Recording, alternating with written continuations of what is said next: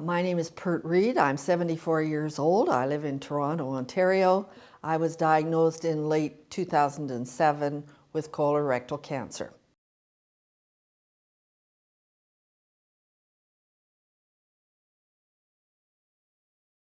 I'm quite an emotional person by my nature. You know, I laugh easily and I cry easily.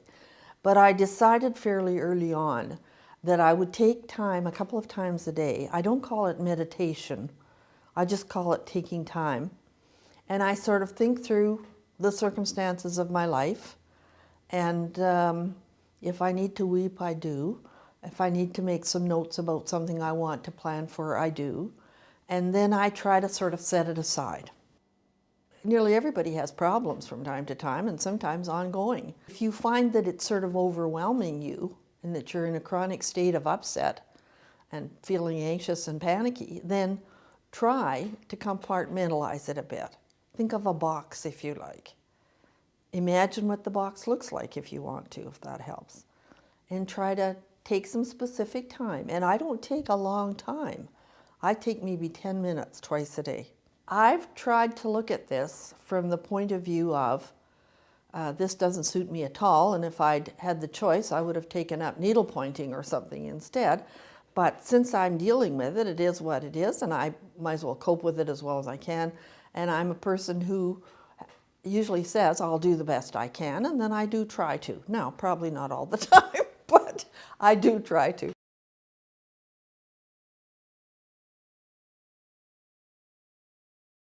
I had internal surgery where they removed all the problem area, they thought, in my lower intestine.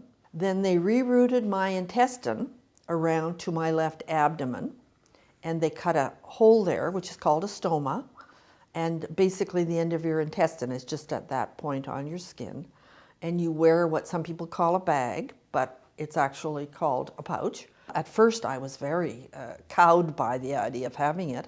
I thought, yikes, ick, awful, bad. For the first couple of days after I came home from the hospital, I was very on edge, wondering if it's going to explode off my body or what on earth would happen and how would I deal with it. And good Lord, heaven only knows, you know, my whole body would be spilling out all over the floor or something.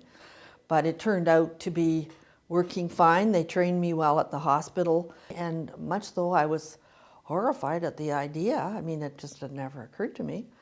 And I'd never known anybody who had one. At least they may have had them, but I didn't know about it.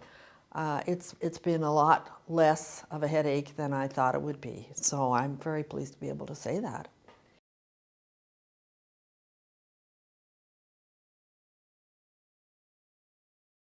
In my first phase of treatment with the concurrent radiation and chemo, I lost about half my hair, but I kept enough that I was able to manage. My hair was fairly long, and I was able to manage fine, and I think I looked okay. However, just before I had the second treatment, over about a 4-day period, my hair just came out in wads. I would brush it, and it was just like a handful of hair. I brushed the other side, it was another handful of hair. I was just looking at it like that. I couldn't believe it. But I wasn't really, I was surprised, but I wasn't really surprised, let's say. It's a bit unsettling when you're used to seeing yourself with hair to suddenly find that you're as bald as a billiard ball. And I think psychologically that was hard for me for about a week. And that started about 3 weeks ago. So I'm now 2 weeks past the worst of my upset. And I'm not loving it, but I'm fine. Do you know what I mean? I wish it wasn't so. But as I say, I think the Lord was looking after me. I have a very nice collection of scarves that I didn't use very much. So they're coming into use. And I'm going to go back now and be fitted for a wig, and I'll probably need it for sure. So, yeah. So that was probably harder on me than I imagined it would be. And it seems a sort of a rather superficial concern, but I guess everybody has ego, and I think appearance is a part of that, you know.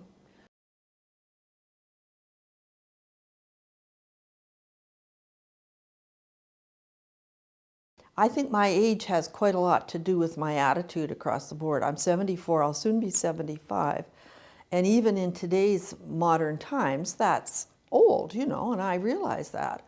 So I think it gives me a slightly more cheery outlook.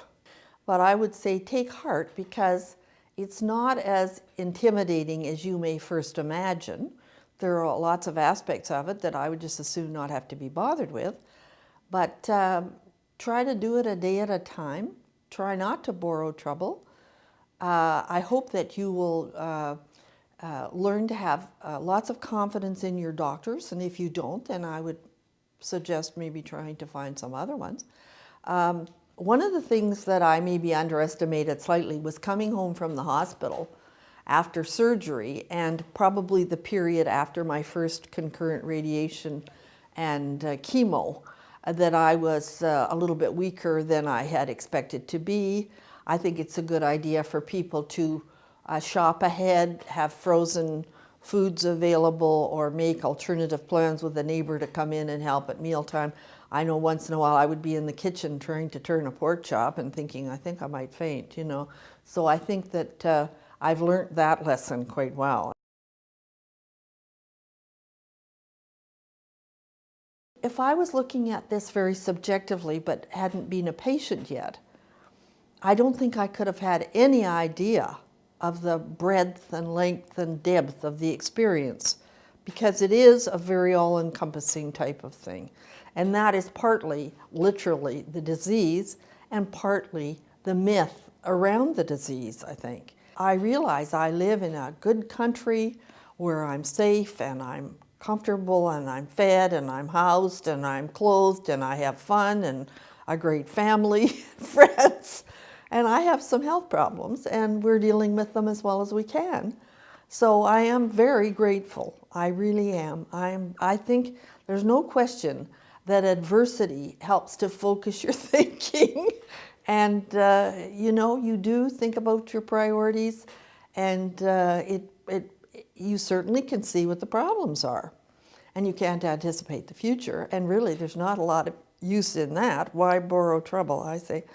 But it's made me smarten up, and I'm sure we all need that occasionally. And I'm very grateful. I know I'm in a good place for my situation, and I'm very pleased about that.